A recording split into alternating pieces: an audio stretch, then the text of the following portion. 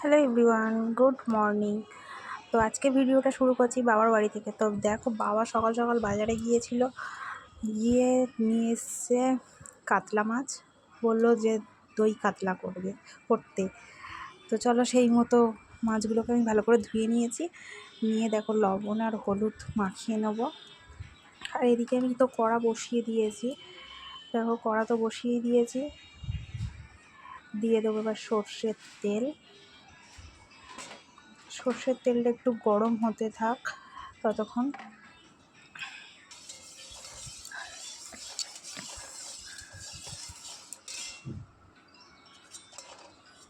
তো দেখো, তেলটা ভালো করে গরম হয়ে গিয়েছে। এবার আমি এর মধ্যে দিয়ে দেবো মাছগুলোকে, একটু ভালো করে ভেজে নেব। জানি দই কাতলা করতে গেলে হয়তো হালকা মাছ ভাজলে হয়, কিন্তু আমি একটু ভালো করেই ভেজেছি। তো ওদিকে মাছটা ভাজতে বসিয়ে দিয়েছি। দিয়ে দেখো, আমি চলে এসেছি একটু আদা বেটে নেব।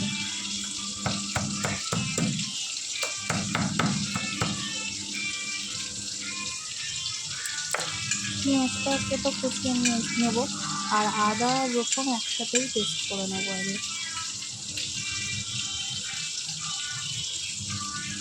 আদা রসুনটাকে দেখো একসাথেই শিলনোড়াতেই বেটে নেব।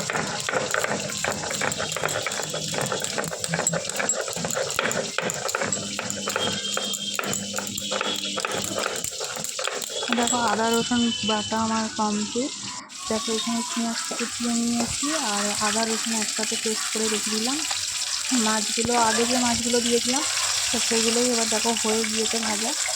তো এবার তুলে ফেলবো, সবগুলোই আমি তুলে নেবো এবার এক এক করে। দিয়ে আর বাকি মাছগুলো আছে সেগুলোও ভেজে নেবো। তো দেখো, পুরো ভিডিওটা দেখতে থাকো তোমরা। কেমন লাগছে অবশ্যই কমেন্টে জানিও। বাড়িতে এইভাবে একবার ট্রাই করে দেখো কেমন লাগে। যদি ভালো লেগে থাকে তাহলে অবশ্যই সাবস্ক্রাইব করে দিও আমার চ্যানেলটিকে। তো দেখো, বাকি মাছগুলো দিয়ে দিলাম, এগুলো ভাজা হতে থাক।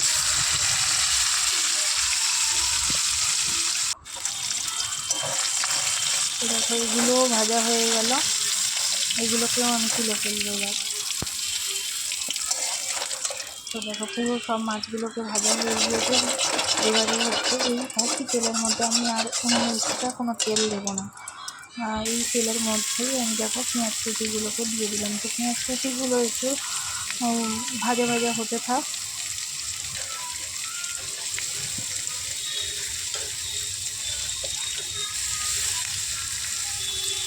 ভালো করে ভাজা ভাজা হতে থাকবে।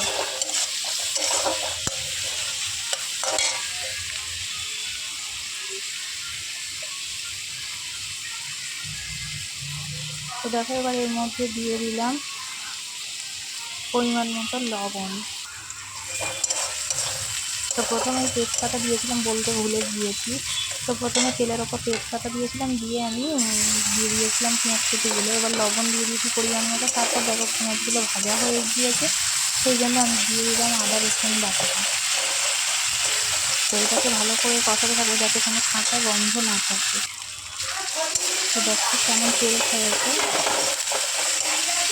তো তারপরে আমি এর মধ্যে দিয়ে দেবো লঙ্কার গুঁড়ো, যেটা কাশ্মীরি লঙ্কার গুঁড়ো।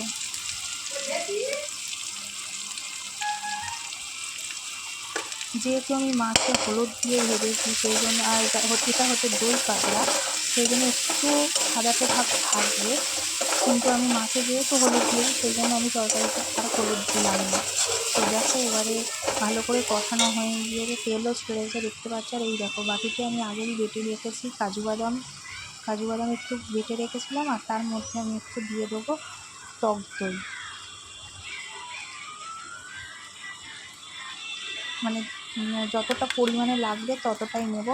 তো এবার দেখো, এটাকে ভালো করে ফেটিয়ে নিয়েছে। এদিকে দেখো, মশলা থেকে ভালো রকম তেল ছেড়ে দিয়েছে। এর মধ্যে আমি কাঁচা লঙ্কা দিয়ে দিয়েছি দুটো।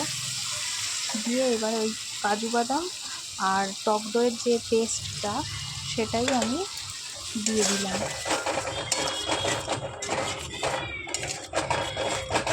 তো দেখো,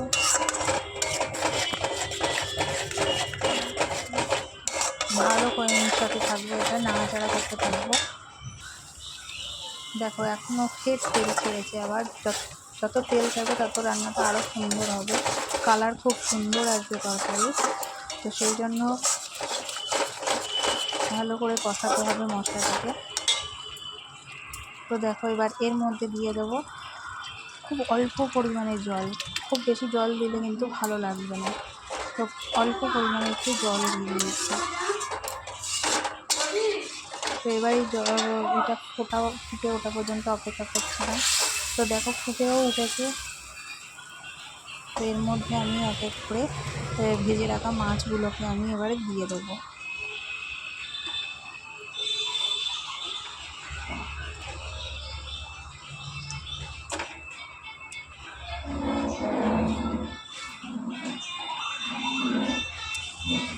তো দেখো ভেজে রাখা মাছগুলো তো আমি এর মধ্যে দিয়েই দিলাম। তো এবার এর মধ্যে দিয়ে দিলাম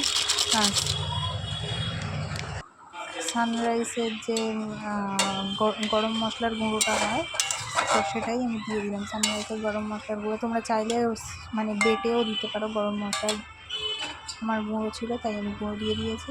তো এবার দিয়ে দেবো একটু সামান্য পরিমাণে ঘি দিয়ে এবার আমি এটা গ্যাসটাকে অফ করে দিয়ে আমি এটাকে স্ট্যান্ডিং টাইমে রেখে দিয়েছিলাম। তো দেখো এবার বাটিতে নামিয়ে নিয়েছি।